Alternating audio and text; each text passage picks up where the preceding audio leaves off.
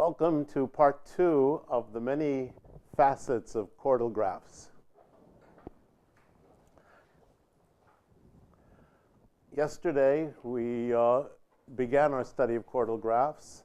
I'm going to review a little bit today on the major topics for a few minutes, and then we'll go into 3 applications of chordal graphs throughout the lecture.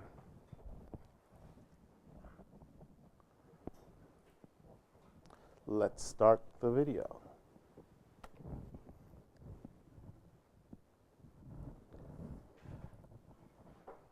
So recall from yesterday, part 1, that a graph is chordal if it has no chordless cycle of length greater than or equal to 4. In other words, every cycle of length greater than or equal to 4 has an edge between 2 pair of vertices that are not sequential along that cycle. And here are 2 diagrams of graphs. The one on the left is chordal. The one on the right is not chordal. And we proved yesterday Dirac's characterization of chordal graphs from 1961 that a graph is chordal if and only if every minimal vertex separator is complete. We defined simplicial vertices as being those vertices whose neighborhood is complete. And then we moved on to theorem number 2 that says that every chordal graph has a simplicial vertex, and moreover, if a graph is not a clique itself, then it has 2 non-adjacent vertices that are simplicial. And that was used by Fulkerson and Gross in order to propose a recognition algorithm for chordal graphs simply by sequentially pulling off the simplicial vertices. And we proved that that was correct in yesterday's lecture. A perfect elimination ordering defined by them is that sequence of pulling off vertices. V1 has to be initially simplicial. After you remove V1, V2 has to be simplicial in what's left. And in general, VI is simplicial in the graph after you've removed all the vertices until I minus 1. Every induced subgraph of a chordal graph is chordal, and that guaranteed us that we will successfully eliminate everything if we have a chordal graph. We also mentioned the algorithmic aspects using lexicographic breadth first search in linear time. And given a perfect elimination ordering, we claimed, but we didn't show yet, that max clique, min color, and max stable set, and many other optimizations can be done in linear time as well. So let's see how. Let's first talk about max clique. Well, there's a fact that is well known in the theory of chordal graphs, and it's quite easy to show. And that is that every chordal graph has at most n maximal cliques. That is, the number n equals the number of vertices. Why would that be? Well, let's look at a PEO and see why. And here I'll switch to some pen and paper. So if I have a perfect elimination ordering with vertices V1, V2, V3, etc. Well, the process of elimination means that when I come to a vertex along this sequence, when I come to it, its forward neighborhood is a complete set, wherever those might be. So we might say that the closed neighborhood of V3, of course, is a clique. And how many of them are there? Well, if there are n vertices, they have n cliques. Now I want to claim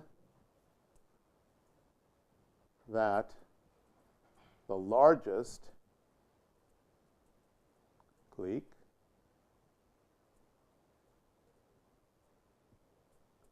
is among these.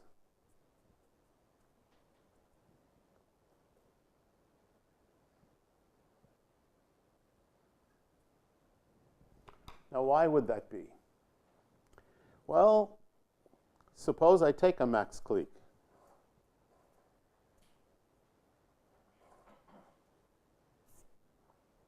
Here it is. Well, as I'm pac-macking my way along, eliminating vertices, the first time I hit this vertex, a vertex of the clique, well, we'll call that VI. Perfect. VI and its neighbors must form a clique. Its neighbors would be all of these vertices. V, this is a clique. V is in that clique. It's the first one that is touched by this. So this VI would be equal to the maximum clique that I found. That's the proof. So, going back to the slides, max clique is thus solved by taking the largest among those neighborhoods. And the clue was to look at the final values, or a clue of how to actually list that is to look at the final values of the labels during lexicographic breadth first search. And here's a point that I didn't mention yesterday. If you look at those labels as we're doing lex breadth first search, what do they contain when they sort of stop growing? Labels always grow. And when they stop growing, it stops growing when you choose that vertex. What are the vertices that are inside that label?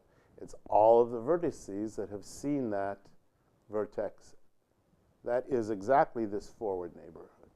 So in fact, in that data structure where we've recorded the labels, we have the elements of the maximum, of the maximum clique. You can just read it off. Keep a score of its cardinality, and you'll know what the largest is. Now let's look at min color. So min color also has a simple solution. It is greedy coloring in the reverse order of a PEO. And we'll claim that that is optimal. What is greedy coloring? Greedy coloring starts with a sequence of the vertices.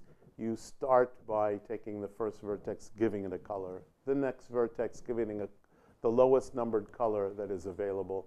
The one after that, looking at its neighbors, give it the lowest color that's available, and so forth. Greedy coloring can always be done on a graph. If you use a PEO in the reverse order, voila, it will be optimal. Why might that be? Well, the clue is, look at the first time in the PEO when the largest color is used. We saw this technique when showing the optimality of interval coloring as well in lecture number 1. So, if I take my PEO, V1, V2, V3, and so on, up to Vn, and now I color in this direction, greedily, color, color, color, color, color, color, color, color, color, color. Suppose that the biggest color that I ever choose is K, the largest color. Well, when did I first use it? Well, there was some iteration when I was forced to use that color because all the other colors were busy. Well, what's going on at that iteration? Everything's busy. The reason everything's busy, if I look at that vertex and I look at its forward neighbor, the reason is all those neighbors have used up the other K-1 colors. But this is a PEO, so vertex VK is simplicial in the forward direction. So all of these vertices, its neighbors form a clique. This gives me a clique of size K. I've used K twice here. This is not a good idea. K is the largest color. Let's make this L. L is the iteration in which I've opened up the kth color. So this neighborhood, closed neighborhood of VL is a clique of size K. We have a clique of size K. We've succeeded to color in K colors, so it's optimal. Well, that handles min color. What about max stable set? Well, here we have another fact. It should be fact 3, but it's listed as fact 2 on the slide. It's greedy grab and delete neighbors in a PEO is optimal. What do I mean by grab and delete? Well, now I'm going to work on my PEO in the forward direction. I grab a vertex, the first one I have. I put him into my independent set, my stable set, and all of its neighbors cannot be in a stable set, so I delete all of them. Then I go along until the next guy that is still alive. I take him. Perhaps V1 is not connected to V2, so V2 would still be alive. I then get rid of his neighbors, and so on. I greedily grab a vertex that's still around. I eliminate or throw away its neighbors that are still remaining, and I continue through my sequence. Well, why is that optimal? Well, I won't give it exactly in detail, but the clue is that it can be shown using covering by cliques. That is, each one of these elements that I've taken off defines a clique. Those cliques cover all the vertices, and we have a theorem that would say that the maximum independent set, or the maximum stable set, would be equal. In this case, we will show that it's equal to the number of cliques that cover. Max stable equals min clique cover, which would show the optimality. Yes? Is it the number of cliques or number of vertices in all those cliques? It's the number of cliques. Yes. Finally, let's recall one other result that we mentioned yesterday, that chordal graphs are characterized as the intersection graphs of subtrees of a tree. And we saw this slide from yesterday where we have an example of a chordal graph, an example of the intersection representation as subtrees of tree, and a similar representation as the clique tree representation. The clique tree representation has its nodes being maximal cliques of the graph, and they are connected in a tree-like fashion such that for every vertex, the vertices in which it appears are connected. And so these two representations go sort of hand in hand. And we stopped by giving a to-do list that we didn't yet prove that chordal graph definitely implies that the reverse of a lexicographic breadth first search would be a PEO. We also didn't show how to test in linear time whether a particular sequence is a PEO, and we'll postpone them for your reading in, say, the book Algorithmic Graph Theory and Perfect Graphs. And I will go on to applications of chordal graphs. Why are we interested in chordal graphs? Because of wonderful things they do. Because of the wonderful things they do. That's like from The Wizard of Oz. So, the first traditional application was in solving matrix problems in particular on sparse, semi-definite matrices.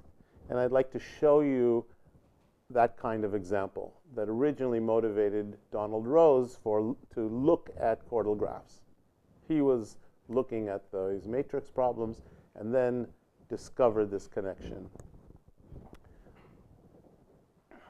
So we would like to preserve sparsity in a matrix. If you have a sparse graph, that means there are lots more zeros than there are ones. And we want to preserve the pattern. I call it the 0-1 pattern, but of course it's really the pattern of zeros and non-zeros. And when this matrix is the adjacency matrix of a chordal graph, then a perfect elimination ordering for that graph can be used for efficiently solving many problems, including Gaussian elimination. And when performing Gaussian elimination on a sparse graph, the procedure makes a choice of a pivot, and if an arbitrary pivot is chosen, then it might cause some of those zeros to be filled in with non-zero values, and that would be something that we would not want. So Rose asked this question: when is there a sequence of pivots for Gaussian elimination that induces no fill-in? None of the zeros become filled in. And a perfect elimination scheme for a matrix was defined by him to be a sequence of pivots that reduces the matrix down to the identity without ever changing a zero entry, even temporarily, to zero. So here's an example taken from algorithmic graph theory. This would be a bad sequence of elimination. Why is it bad? The operations are these row and column operations that you have in linear algebra. Basically, you choose a pivot. That pivot you divide, in this case, by 4 to get a 1. And then you add a certain multiple to each of the elements in the row and column in order to zero out its row, to zero out its column. That's the standard way of doing Gaussian elimination as we would see it on a matrix. Well, what happened when I chose this 4? I had some zeros in here, and bad news, they got filled in. So my my matrix was kind of sparse. By choosing 4, it was kind of bad because I filled it in. My next iteration, if I chose the next guy on the diagonal, well, that results in zeroing out here and here, and this part is still filled in. Choosing the 8 zeroes this out, and I eventually get to the identity. No matter what I get, what pivot order I choose, I'll get the identity. The question was to try to do it without filling in. Here, on the good choice, notice what would happen. If I happen to choose this bottom one, then all I have to get rid of is this and this one. That can be done, and it didn't affect the zeros, these 2 zeros. They remained. Then I chose this one, and they remained. I choose this one, they remain, and so on. And so this sequence is perfect in Donald Rose's fashion. It preserved all the zeros. What's going on here? What's going on here is if you choose a pivot up here, and in the same row, there's a column that has a non-zero. In the same column, there's a row that has a non-zero. But in this position, there is a 0. What will happen is that this 0 will get filled in. So this is an example of what the matrix looks like when you choose a bad pivot. Choosing ij as a pivot results in filling in this st. How do I see that on the graph? Well, if this was a symmetric graph and I was choosing my pivots along the diagonal, the symmetric case, I would have the adjacency matrix of this being the adjacency matrix and look at its graph.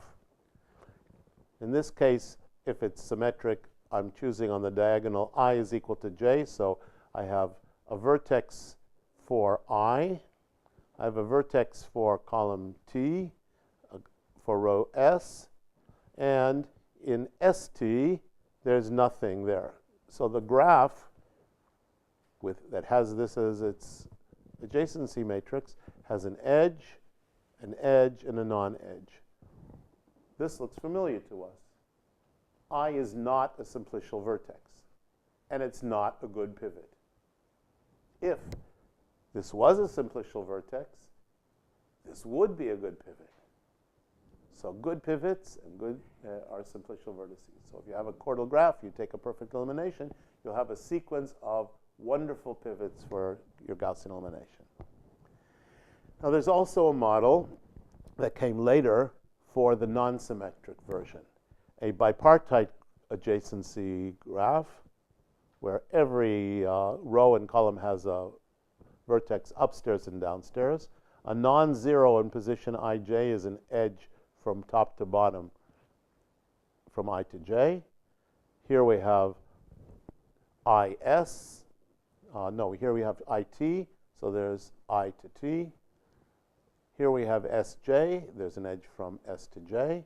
And a 0 here means st, the non-edge between s and t, causes us a problem. This is a different kind of non-chord of a cycle. And in the bipartite version, we have a bipartite version of chordal bipartite graphs and perfect elimination bipartite graphs. I won't go into those details, but you can find them in the book and in some papers.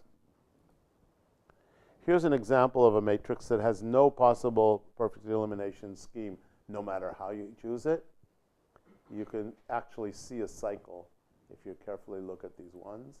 And here is a typical kind of matrix that comes up in some real problems in numerical analysis, where you have non-zeros along some kind of band and zeros in the other positions.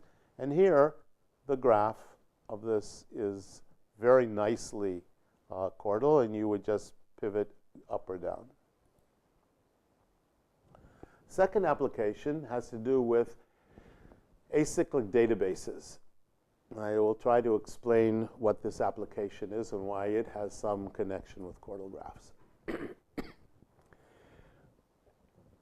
Relational databases are a topic that we study in computer science. You have tables with information. Each table has a list of attributes on its column, say, and each row has an entry of some things that relate those attributes. And it was noticed in the 1980s that there are some nice properties of databases that are satisfied if your set of relations in those tables is set up in an advantageous way. One that will be called a cyclic hypergraph.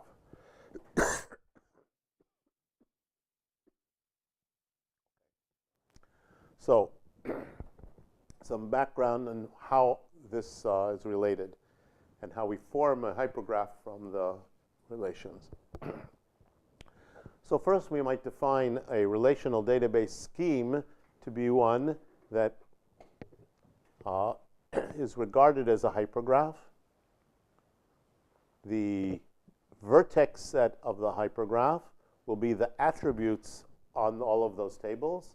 So every table has a bunch of attributes. The whole set of attributes, call it X, will be my set of elements. X is the attributes.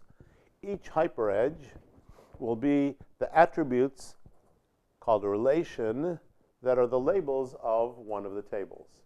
So each table gives us a set of attributes, a subset of the attributes, Each of those subsets is a hyperedge. So, for example, we might have a bunch of attributes for a library information system about papers on graph theory. And some of those attributes might be the name of the class of graph, the interaction between the elements of that kind of, those kind of graphs, objects, the paper number where some results are discussed about the particular class name, and so on. So, for example, an entry in table number 1 might be chordal graphs have the interaction between its elements as in subtrees of a tree as intersection. The objects that are associated with it are subtrees. The host is a tree, and I don't have any constraints on them. So the intersection graph of subtrees of a tree are the chordal graphs. That's what's in red. That's a fact in my database.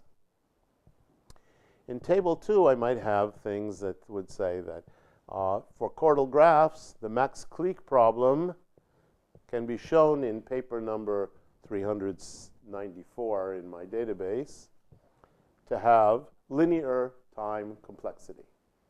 Another fact.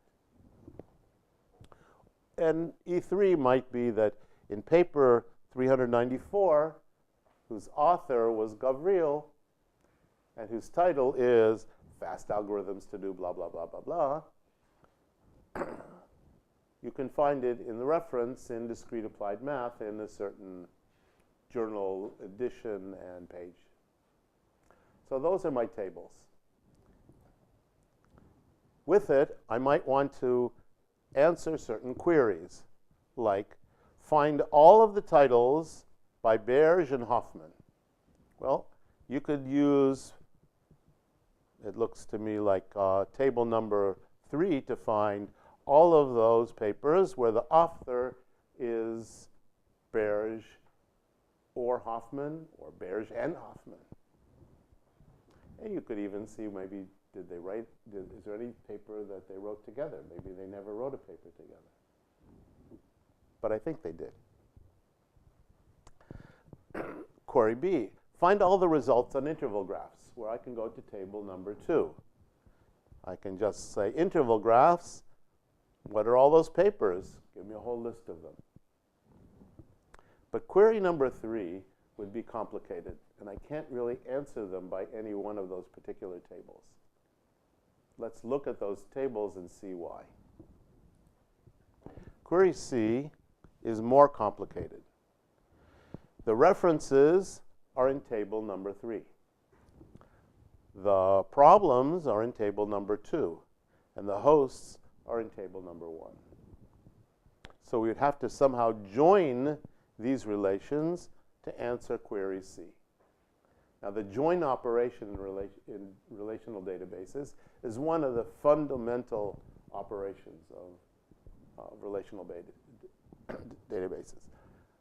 Those people know how to join all sorts of things. They join this, they join that. They're big joiners. Okay? And by joining them, they can answer queries that go across different tables. So here is a piece of table number 1 with a whole bunch of classes of graphs, whole bunch of interactions, whole bunch of objects. So you could say, oh, here's a paper, or here's a class called the proper circular arc graphs. They are the intersection graphs of arcs on a circle with no proper containment allowed. Wow. Gee, I wish I had a whole database of these. Or rectangular containment graphs. They are the containment graphs of rectangular rectangles or boxes in the plane with no particular constraint. Well, isn't that great? Wouldn't it be nice to have a whole database of those? Here we have the table number 2, where maybe you've put in circular arc graphs. When I'm looking at the minimum coloring problem in paper 21, is NP complete? Wouldn't it be nice if I had a database like that? And table number 3 says in paper 21, written by Gary and al., the complexity of blah, blah, blah, blah, blah can be found in SciM Journal Discrete Math, so-and-so. And Golumbic and Scheineman's paper, number 41, on containment graphs can be found in the Annals of the New York Academy of Sciences. Well, guess what? There is now such a database. But when I wrote this paper, there wasn't yet.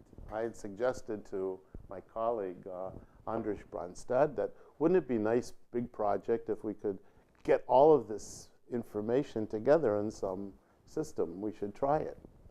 So we both thought, gee, okay, that's a good idea. You know, maybe we can set up a European Union project to fund such a thing. Well, that was not exactly something that we applied for, but András himself said, I have a few people in Rostock in my university, and let's see if we can try to build this. So they started building it, and they built this big system. And then over the years, they've been adding more and more information to this. And if you go to the Graph Class website, you can find such a query system to find out all sorts of things and get you to references for thousands of papers with hundreds of classes of graphs with lots of different kinds of problems. So thank you, András, and your fellow colleagues at Rostock for having done this, I guess, over the last 20 years as a great service to our community. Well, back to our topic. Query D. Where's query D? I didn't get it yet. For query number C, remember query number C was find all references to recognition problems on trees. So they have to join them, and here is the join table that your friend down the hall who's a relational database person might be able to give you. And it would take the information from all of those tables and build you a new table that didn't exist before, the join of 1, 2, and 3. And we can tell you that path graphs are on a host tree, and the recognition problem can be found in paper number 12 in this reference, and so on. So this could be very useful if you want to query things that are not in a specific table. Okay. So look on the top. The top have these 3 hyper edges in our database. The ones from table 1, table 2, table 3. The 3 of them, and they intersect as you can see them. And this is an acyclic scheme. E1, E2, E3 is an acyclic scheme. It's a good scheme. Now comes along some new administrator. It says, let's add another table to your database. Call it host and title. Build me a table with host and title and add it as a 4th table in my database. So then you come to him and you say, but look what will happen. If you put in another table, host title, this table 4 messes you up. Why? Because now my scheme is cyclic. You can even see the cycle there. It's not obscured. That's why I drew it this way. Okay? It's very undesirable. Why is it undesirable? Because you could answer query D in 2 different ways. You could join E1, E2, E3, going this way. You could do, I don't know what that is. It looks like, but E1, I know what it is. It's E1, 4, 3. You can go through here either this way or this way once you've added this on E4. So this x is really supposed to be 1. And this is an open invitation to inconsistencies in your queries. Right? Nobody likes inconsistencies in their queries. So cyclic databases would not be a good design principle.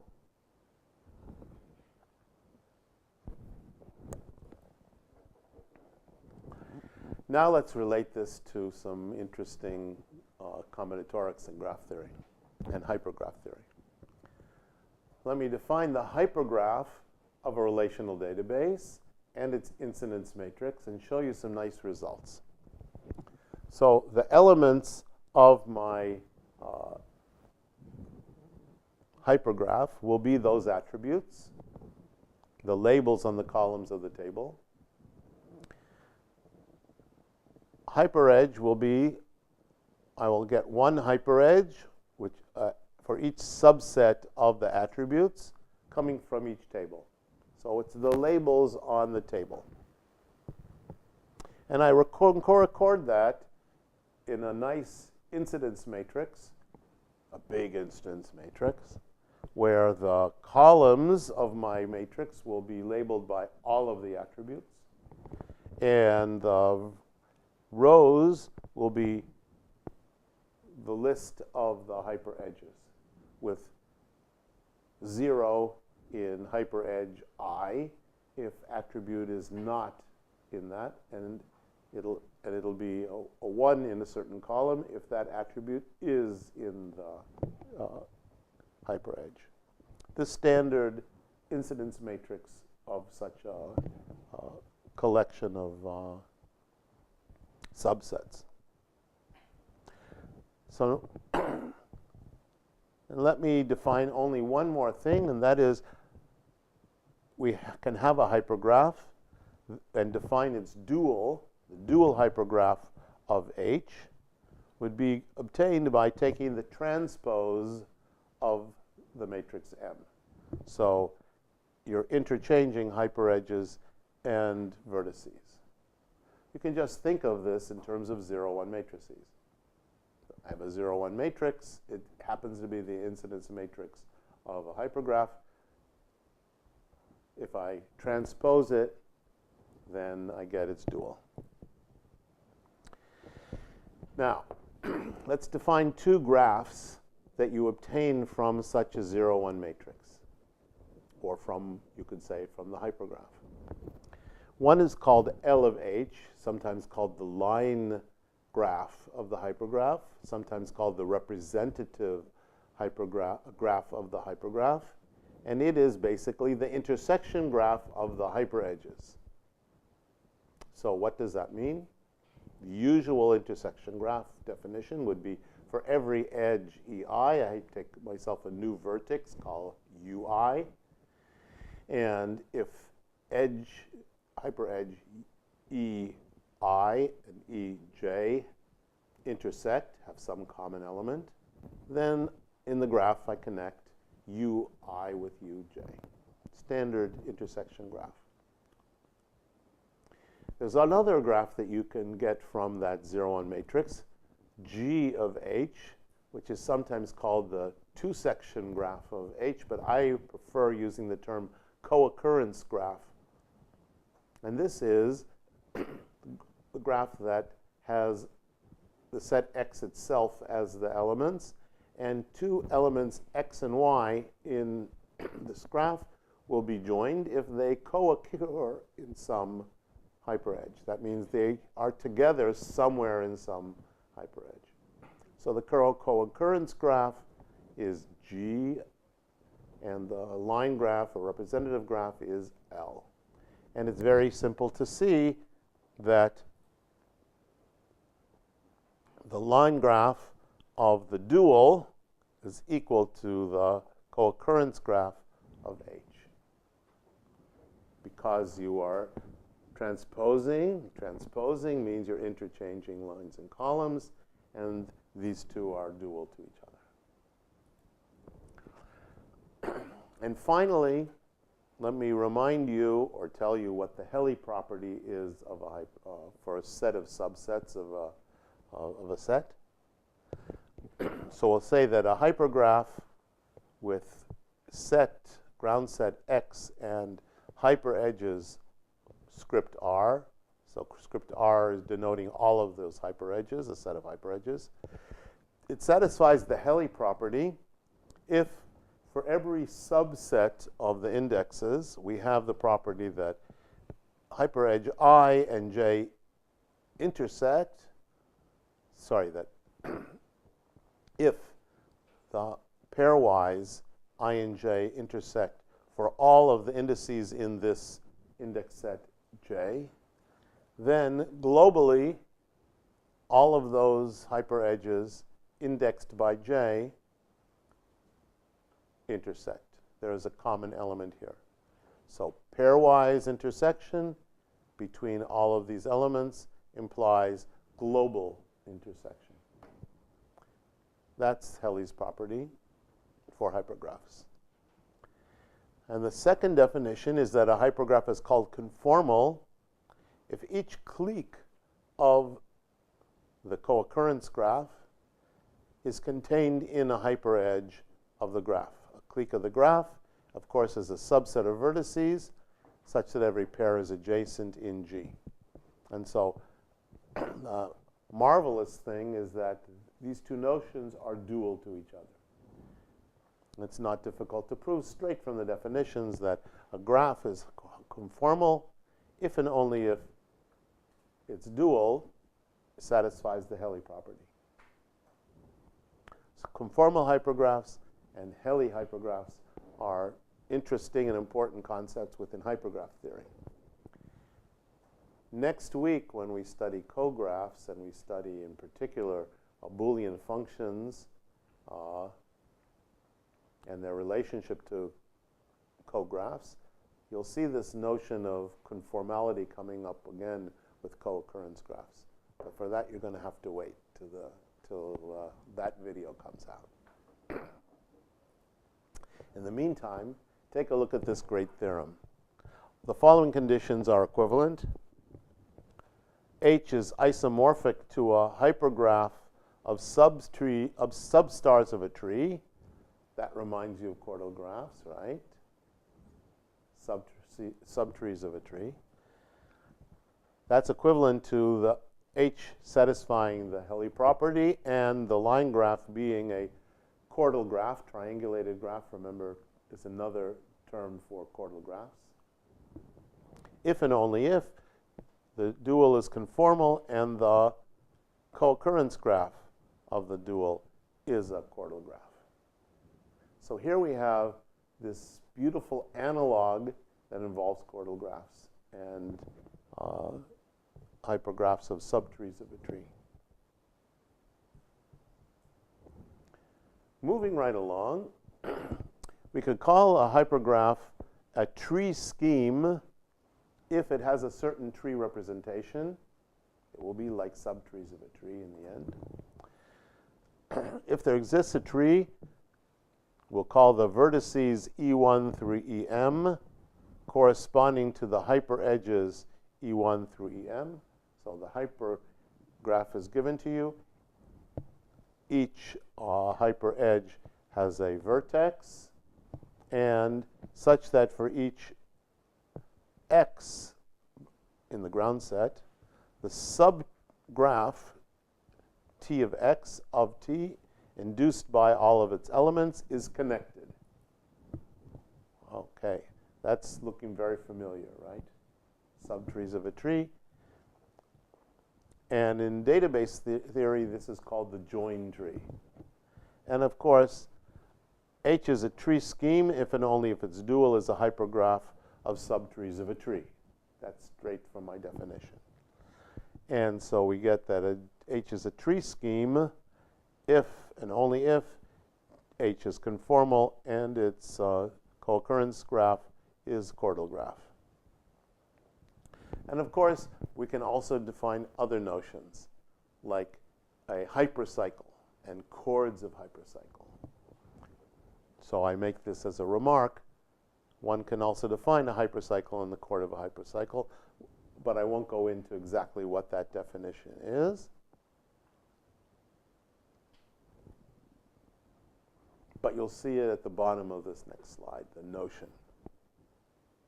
So we have these different notions of for hypergraphs of conformal and the certain graph being chordal and heli.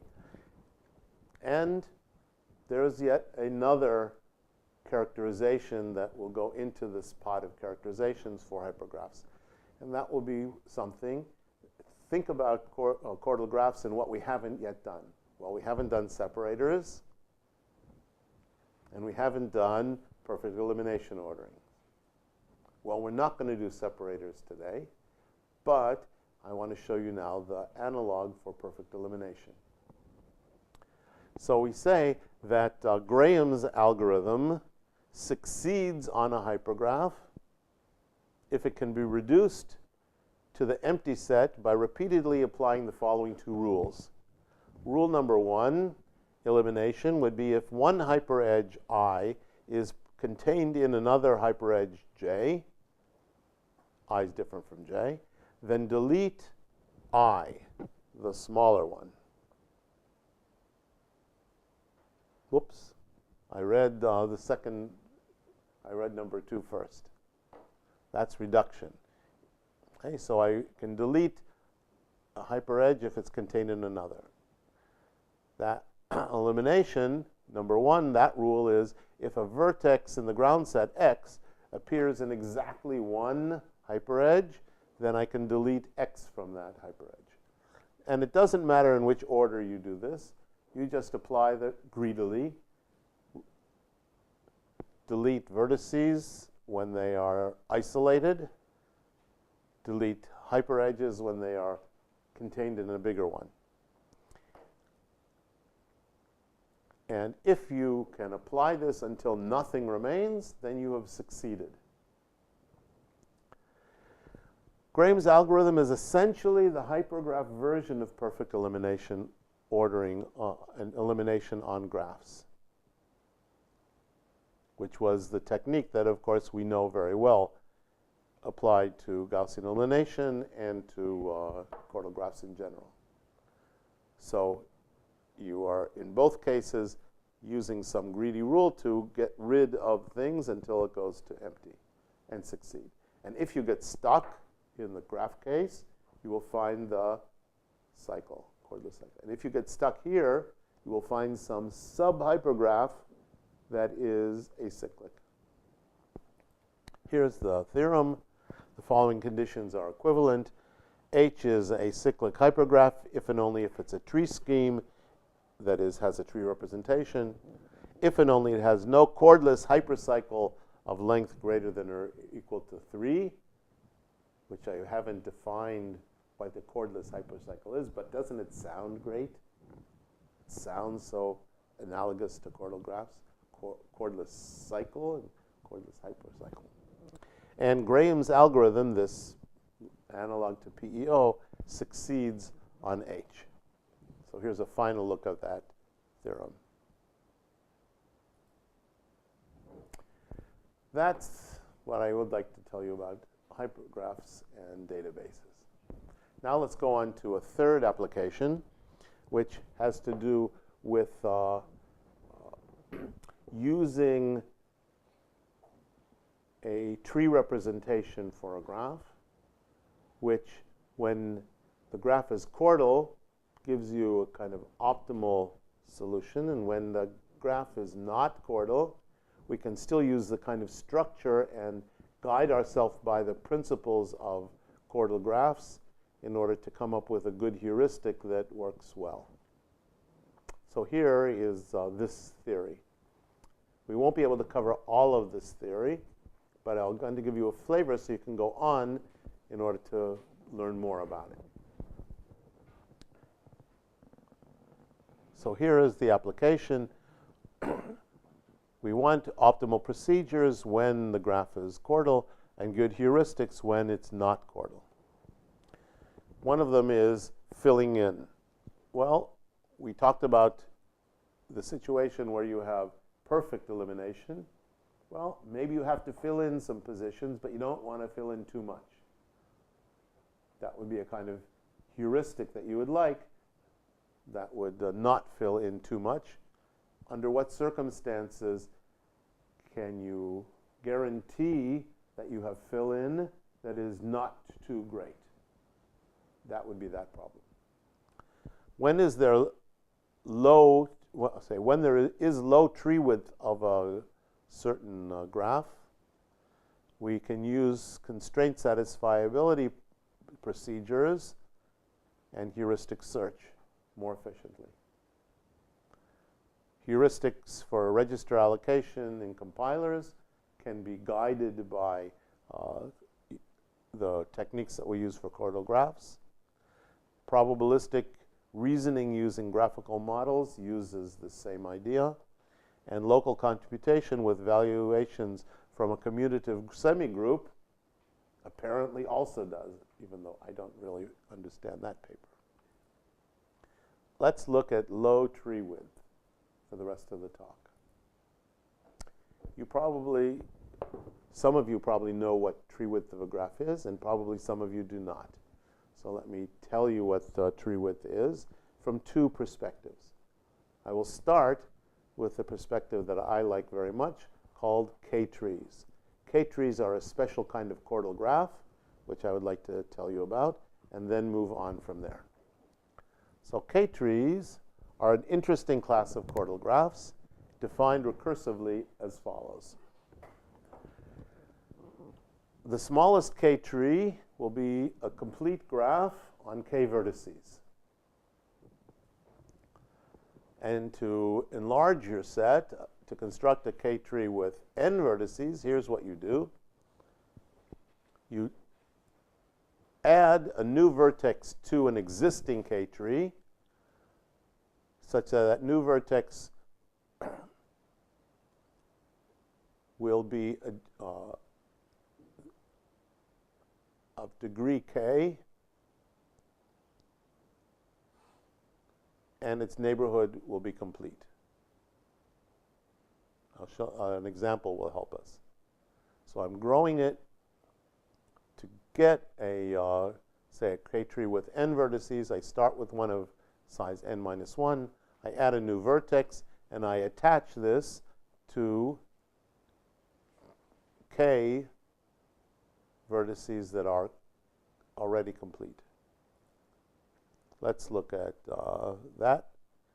Vertices are named in the order in which we've created. So here, let's take a look at this. I start with A, B. This is a 2-tree, so I'm starting with the clique AB. That's of size 2. I add C as a neighbor of A and B. I add D as a neighbor of this clique. I add E as a neighbor of this clique, and so on. In this example, I start with AB, that's this edge. I add C as a neighbor of the two of them. I add D as a neighbor of the two of them. I add E as a neighbor of the two of them, and F as a neighbor of two of them. Both of these are 2 trees by construction. And I might say that notice that the reverse of this creation ordering, of course, is a perfect elimination. Think about it. The last thing I added a vertex connected to a complete set. So, of course, it's simplicial.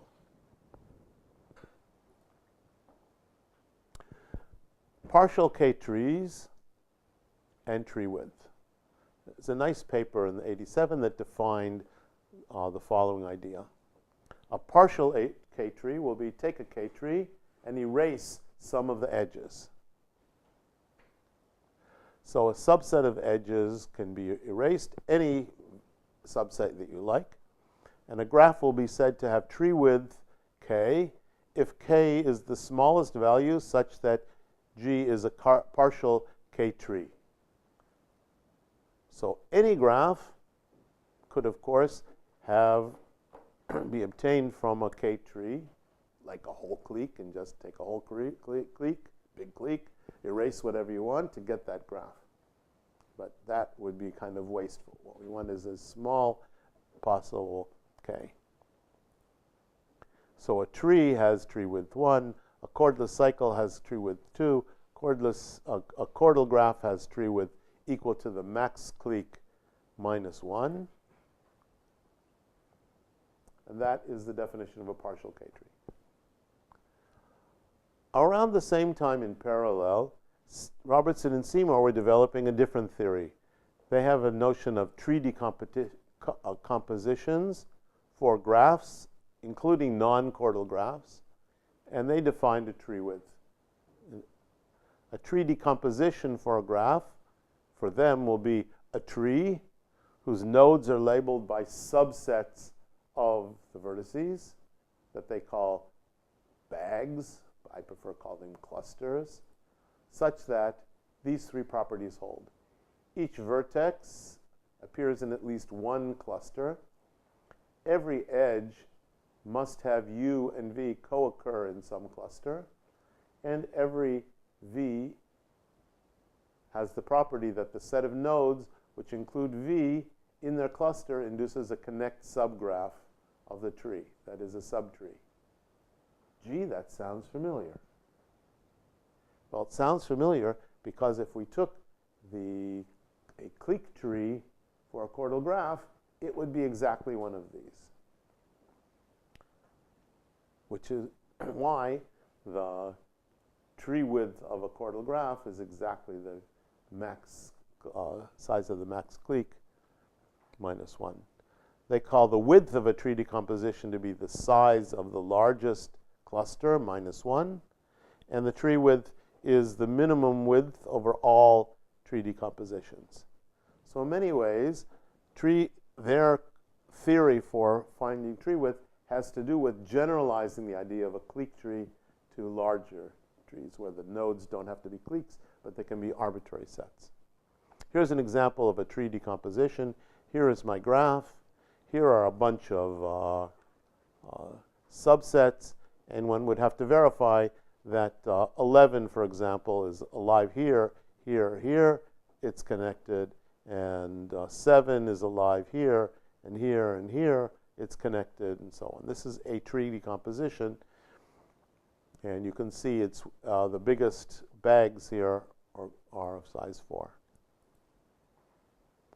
So the reason this is interesting is because tree decompositions with small width, if they can be found, this tree decomposition can be used efficiently for a dynamic programming algorithm to solve different kinds of problems.